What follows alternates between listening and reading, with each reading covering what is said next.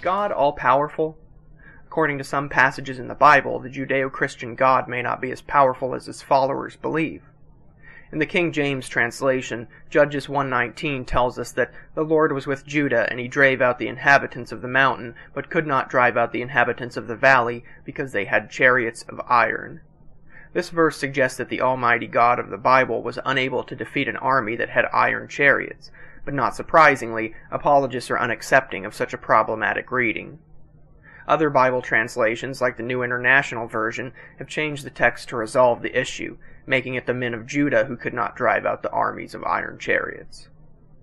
However, this rendering seems unsupported by the original Hebrew, which does not say they, nor does it speak in the plural.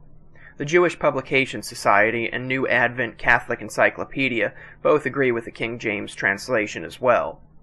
But aside from this, the verse in the NIV and other translations is still a problem for the omnipotence of God. If, as all translations say, the Lord was with Judah, then how could Judah fail to overcome an army with iron chariots? Deuteronomy 20 verse 4 specifically states that when God goes with his people into battle, he gives them victory over their enemies. By contrast, Israel would lose a battle if God was not with them, according to Numbers 14:42. If the Lord was with Judah, then Judah should have been victorious. Either the passage is mistaken in saying God was with them, or God was not powerful enough to help Judah overcome iron chariots. 2 Kings chapter 3 tells a bizarre tale that also casts doubt on the omnipotence of the Bible God.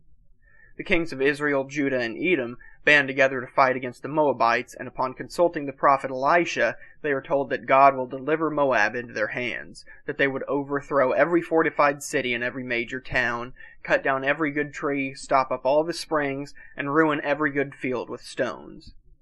Things proceed as prophesied, with the Moabites suffering great defeat, but just when complete victory seems to be guaranteed, the king of Moab sacrifices his son on the city wall, and the tide turns drastically. Israel was met with great wrath, verse 27 reads, and they were forced to return to their own land. Where did this wrath come from? It couldn't have come from the Moabites, who had been nearly decimated according to the story. Neither does it seem to make much sense that Yahweh would suddenly turn against his people after promising them victory. The king's sacrifice of his child seems to have accomplished the goal he was scrambling for, which was to stop the advancement of the Israelites. The polytheistic cultures of the time believed the gods of each region only held sway over the specific territories they represented. For example, in 2 Kings 5:17, the Syrian commander Naaman asked for 2 mule loads of dirt from Israel to use for making an offering to Yahweh after he was healed of leprosy by Elisha. Possibly the Israelites, originally being polytheistic, felt threatened by the king's powerful invocation of the Moabite god, since they were on foreign soil where Yahweh had no jurisdiction, so to speak. Either way, the retreat poses a problem for God's omnipotence. But what about Jesus? Did he display the traits of an all-powerful deity? In the last example we will look at, Mark 6:4-5 claims that Jesus could do no miracle in his hometown, apart from healing a few sick people. Verse 6 depicts Jesus as wondering at the people's lack of faith, and this has led many apologists to speculate that it was unbelief that prevented miracles in Nazareth. It wasn't that Jesus could not do other miracles, they say, it was that he would not do them, because of the people's lack of faith. Kind of like how one has to think happy thoughts for Tinkerbell's pixie dust to make you fly.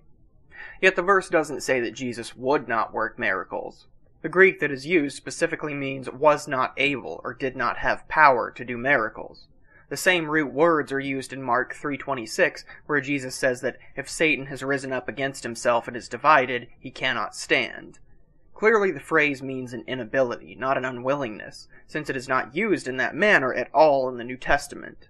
Thus Jesus was unable to do greater miracles in Nazareth because of the lack of faith among the people, and if God cannot work miracles without faith, then God is not omnipotent. These 3 passages are only a handful of those in the Bible that cast suspicion on the power of God claimed by Christians and Jews. In the next 2 episodes we will look at the Bible's challenges to the omniscience and omnipresence of God.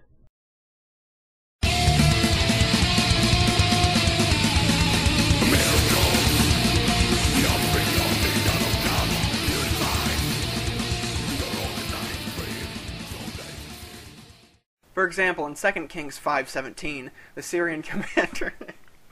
God damn it! Mule loads.